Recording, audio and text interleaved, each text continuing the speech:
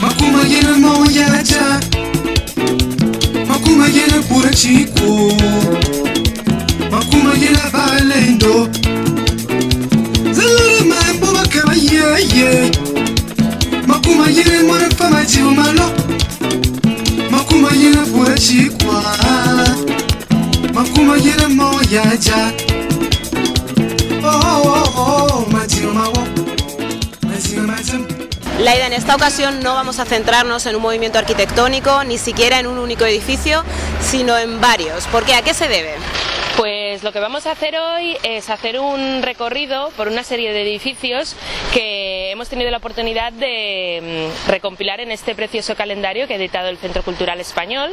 Y entonces lo que vamos a hacer es ofreceros una serie de lugares que podéis visitar a lo largo del año, y luego cada mes podremos ir centrándonos en cada uno de estos edificios, enmarcándolo en su contexto arquitectónico o en su contexto histórico.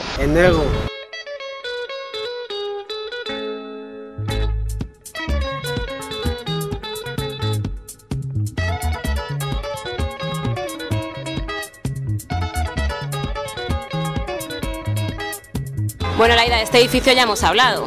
Exacto, precisamente en el primer programa hablamos de la Casa Verde, de la Casa Teodolita y una serie de viviendas que tenían la misma tipología. La Casa Verde, que vemos aquí detrás, se construyó antes de 1911.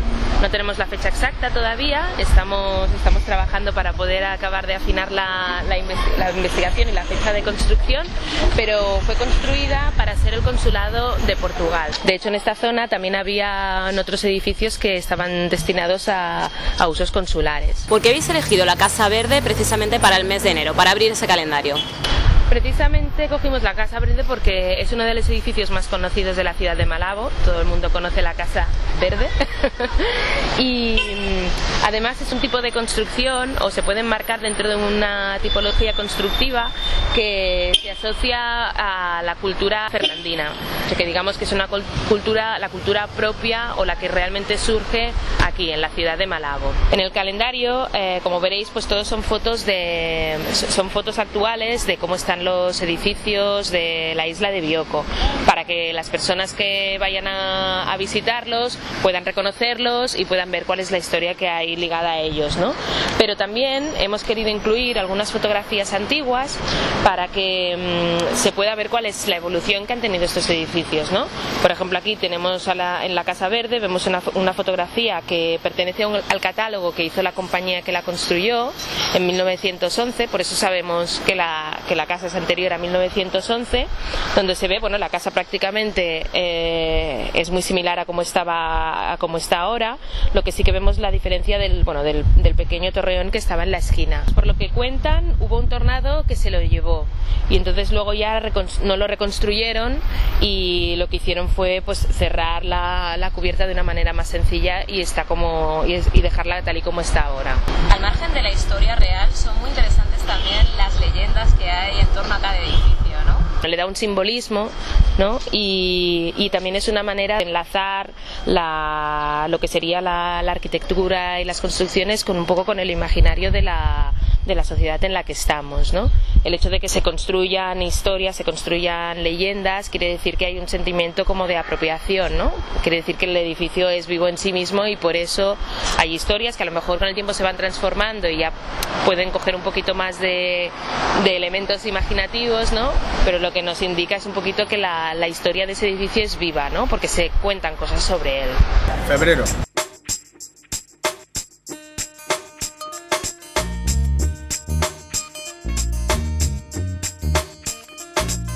Chereko, chereko, walia nini. Chereko, chereko. En febrero os proponemos ir aquí muy cerquita de la ciudad de Malabo a Banapá. justo al final de la calle Hassan II, donde podéis encontrar una pequeña entrada para llegar al seminario. Se fundó en 1884 y la verdad es que es considerada la cuna de la obra misionera claretiana en Guinea Ecuatorial. Está compuesto por el edificio del seminario en sí, después está el internado y la iglesia. Por aquí han pasado muchos ecuatoguineanos. Muchísimos, la verdad es que era un centro educativo, era donde también se hizo la primera imprenta, era un lugar donde se experimentaba mucho con el tema de la agricultura. Bueno, ya lo veremos más en profundidad cuando hablemos de la obra claretiana, pero es un lugar que sin duda nos da mucha oportunidad de conocer muchísimas cosas de la historia.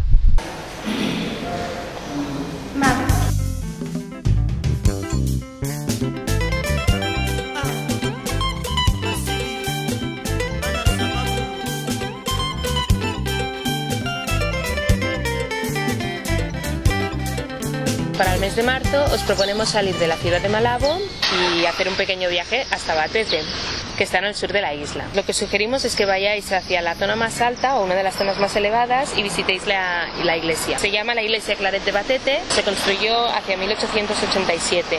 Es una de las obras de arquitectura más conocidas aquí en Guinea Ecuatorial y en el extranjero, porque es construcción mayoritariamente hecha de madera. Y la verdad es que para el tiempo que tiene pues se encuentra en un estado de conservación bastante bueno. De hecho, las obras de rehabilitación empezaron más o menos hacia el 2003. Sobre todo se hizo un trabajo muy importante de rehabilitar la cimentación y todo lo que es la estructura. Se sustituyeron algunas de las tablas de madera que llevaban ya desde la época. Actualmente le faltan algunos acabados, pero ya está prácticamente rehabilitada. Cuentan que fueron los habitantes del pueblo los que se encargaron de la obra.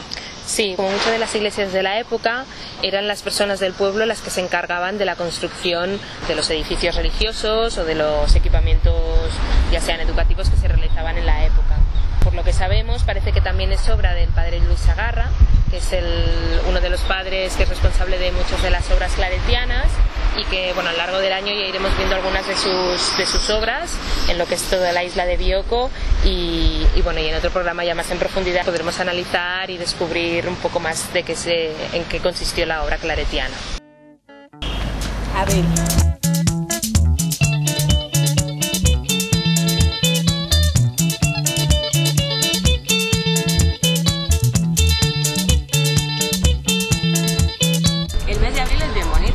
Pues sí, y hemos elegido para este mes la Cámara de los Representantes del Pueblo. ¿Qué acontecimiento o acontecimientos provocaron el nacimiento de la Cámara?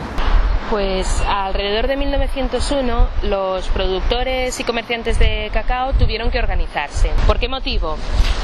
Lo que pasó es que el Ministerio de Hacienda español empezó a elevar muchísimo la carga de los aranceles. Subieron muchísimo el precio de cacao, con lo cual el negocio pues lógicamente no salía rentable. Entonces lo que hicieron fue organizarse y decidieron que no exportarían más cacao de Guinea Ecuatorial a España hasta que los precios se bajaran a un precio razonable. Los productores de cacao y los comerciantes consiguieron que se bajaran los precios y esta victoria sentó las bases para que se creara más o menos hacia 1906 la Cámara Agrícola de Fernando Po. Hacia 1907 ya se constituyó oficialmente la Cámara y la Cámara pues precisamente tenía la función de proteger los intereses de los agricultores y de los comerciantes del cacao frente al Estado colonial. Se nombró como presidente de la Cámara a Maximiliano Jones y como vicepresidente a José Gualterio Dugan. Este edificio, que durante muchos años pues albergó a la Cámara Agrícola y como tal pues era un edificio que representaba la protección de los intereses de los trabajadores, hoy día alberga la Cámara de los Representantes del Pueblo. Mayo.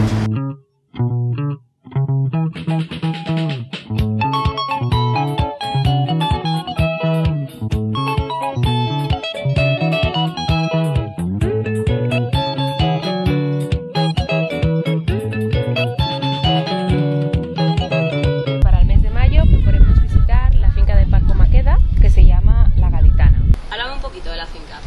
Pues la finca La Gaditana antes se conocía como la finca de Amilibia, que comprendía no solo los terrenos que vemos aquí, sino que tenía muchísima más extensión. De hecho, Amilibia fue uno de los alcaldes de Malabo. En esta finca habían bastantes plantaciones. Como veíamos en Champaca, también era un punto donde se concentraban una serie de construcciones relacionadas a esta actividad productiva. Es curioso porque ahora Banapá nos parece un barrio más de Malabo, pero en su época era bastante distante, ¿no?, del centro. Exacto, de hecho ahora es una zona en la que ha habido un fuerte crecimiento residencial, hay muchísimas casas y esta precisamente es una de las que, aparte de por la historia que tiene, por la relación que tiene con la cultura del cacao, como veíamos en otros ejemplos, pues es un pequeño refugio, muy buen cuidado, con una serie de detalles que vale la pena visitar. Lo que vemos al fondo, esta casa es de 1918. Sí, de hecho la reforma, una de las reformas es de 1918, pero la casa en sí es mucho más antigua. Lo que pasa es que hasta el momento no hemos podido saber de qué fecha era la construcción original. Junio.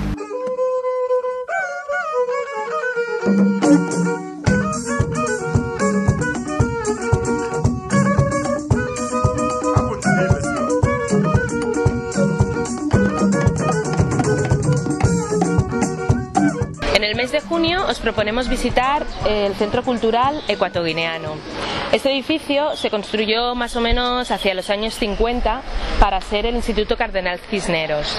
También en este edificio se situaba un archivo general, una biblioteca y un museo. Cuando tengamos la oportunidad de visitar el edificio más en profundidad, aparte de entender mejor las fachadas que dan a la Avenida de la Independencia, podremos visitar los interiores, que han estado tratados con muchísimo detalle después de la rehabilitación y tiene una serie de espacios de mucha calidad, tanto como el patio interior como la biblioteca, toda hecha de madera. Después de la independencia de Guinea, este edificio pasó a ser las dependencias del Centro Cultural Hispano-Guineano. De hecho, muchos de nuestros artistas han expuesto en este edificio, han recibido formación y por eso también es un edificio que tiene un lugar que tiene para nosotros mucho significado. Y actualmente es el Centro Cultural Ecuatoguineano, que, como no, sigue teniendo esta función de lugar donde surge la cultura, donde muchos artistas también siguen recibiendo formación, donde se realizan muchísimos eventos y actividades culturales, sigue teniendo la biblioteca y está abierto a las puertas de la ciudad para cualquier actividad. Julio.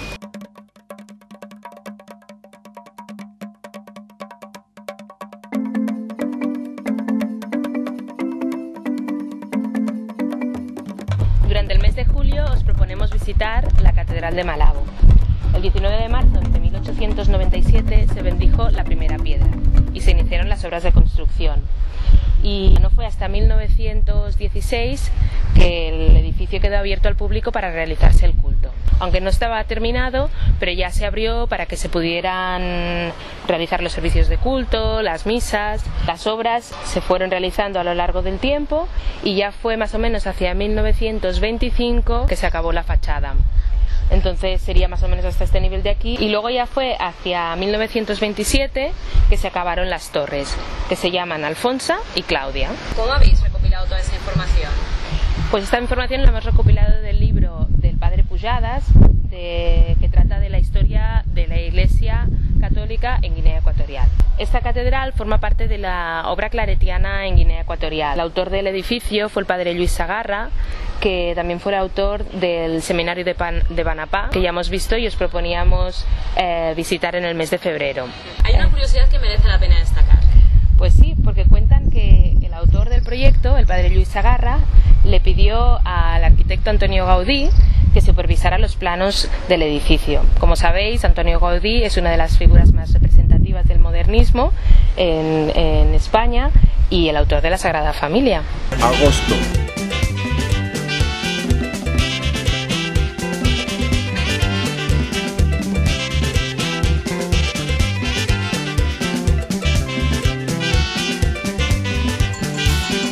Para el mes de agosto os proponemos visitar la Biblioteca Nacional. Tiene un edificio antiguo, que es el que os proponemos visitar más en profundidad durante este mes de agosto, y un edificio nuevo que fue construido hace poco, y en el edificio nuevo es donde se sitúan las salas de lectura, la biblioteca en sí, y el edificio antiguo es el que alberga las zonas administrativas. Este edificio fue constituido por el Fernandino Maximiliano y cuenta la tradición que fue construido para su hija Mildred. Lo que ocurrió es que la hija murió de tuberculosis y entonces nunca el edificio fue habitado por la familia Jones. ¿Y entonces qué uso se le dio? Pues durante la dictadura de Franco en España fue la sede de la jefatura de la Falange Española y de las Jones. Y también hemos encontrado alguna documentación que nos explica que en la parte trasera, en el patio, se editaba el periódico Ébano, que seguramente pues los mayores recordarán. No solo estuvo ligado a un periódico, sino también a una radio. Exacto, a la emisora local de radiodifusión, Radio Santa Isabel. Se emitía desde aquí, se realizaban los programas, o sea que era como un punto estratégico también de cultura, de difusión, de información. Y luego ya más tarde fue rehabilitado, ampliado con el nuevo edificio que tiene un estilo más moderno y alberga la Biblioteca Nacional. ¿Mantiene ese espíritu entonces ahora? Exacto, porque aquí aparte de poder venir a estudiar, venir a documentarse, conocer el patrimonio, porque hay un fondo documental importantísimo, también se realizan algunas actividades culturales.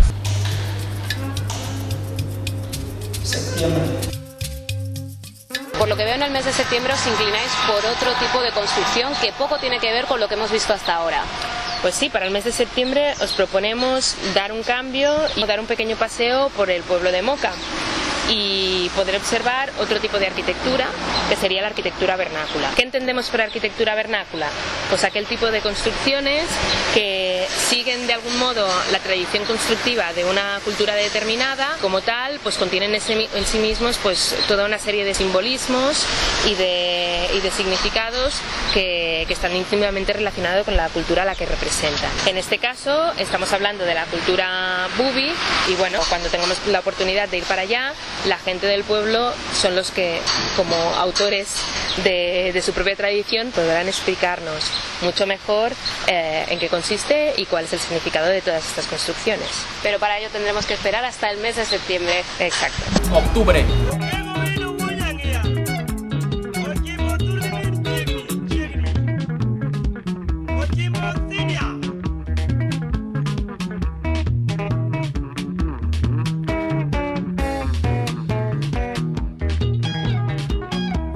Este edificio me suena mucho. Nos tiene que sonar a todos mucho porque es uno de los edificios que apareció en el primer programa de nuestro patrimonio y precisamente lo hemos situado en el mes de octubre para poder recordar un poquito qué es lo que hablábamos en ese primer programa. De hecho, es una de las casas más antiguas de las que tenemos fecha situada en el centro histórico de la ciudad de Malabo. La otra vez nos contaste que el nombre venía por Teodolita, que es fue la hija de José Gualterio Dugan, era uno de los que fue vicepresidentes de la Cámara Agrícola. Y al igual que la Casa Verde es una casa de estilo fernandino.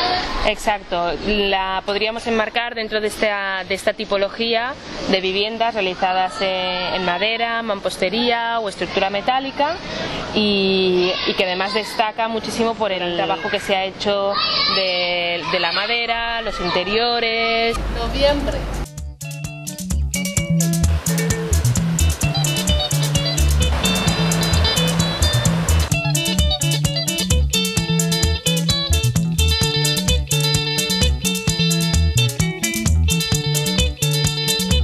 Estamos en el penúltimo mes y de nuevo decidís salir de la ciudad de Malabo para ir a otros puntos de la isla. ¿A cuál en este caso?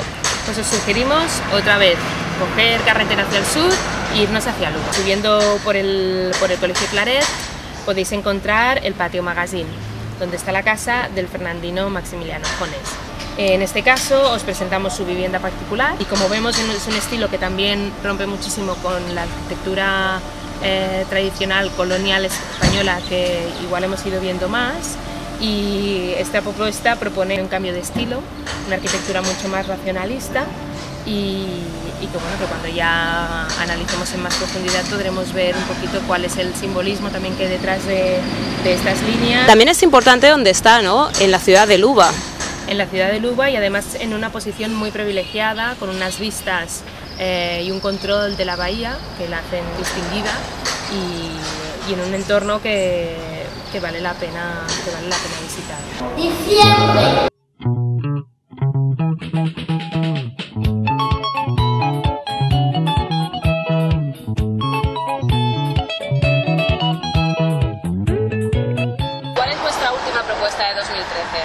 Pues la propuesta del mes de diciembre es visitar el BEAC, el Banco de los Estados del África Central. ¿Y por qué?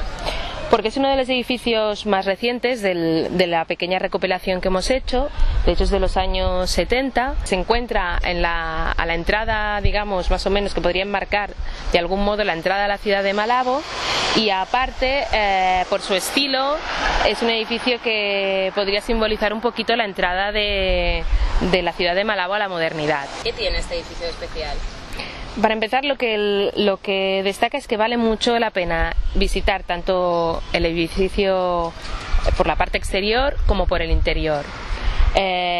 Por el exterior, en relación a los edificios que hemos visto, es muy diferente, es un edificio que sigue como una cuadrícula muy marcada, es como un gran monstruo, ¿no? Porque es un edificio muy potente, tiene una estructura toda hecha de hormigón, impresionante. Y luego también, si tenéis la oportunidad de ver el interior, tiene unos interiores muy bien tratados. El tratamiento que se hace de los espacios, la decoración que se ha utilizado, el uso de tapices, los suelos, algunos plafones de cerámica, las puertas hechas de hierro, está llena de una serie de detalles que le dan muchísimo valor. Como con el resto de edificios, volveremos para grabar ese interior del que hablas y poder observarlo con un poquito más de profundidad. Exacto, y podremos ver todos estos detalles de los que os hablo y seguramente os quedaréis impactados.